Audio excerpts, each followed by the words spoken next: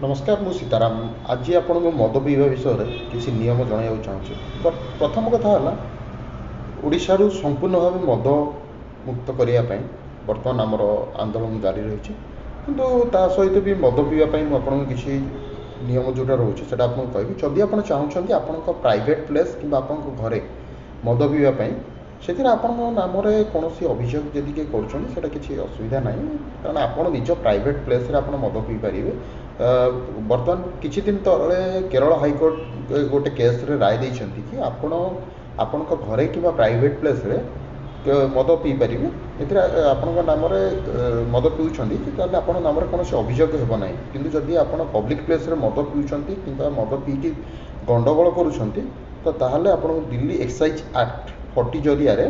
तो 3 मास पर्यंत आपको जेल हेबा सहित 10,000 टंकार जोरिमाना हो पारे। सतर्क रुहतु, सचेतन रुहतु।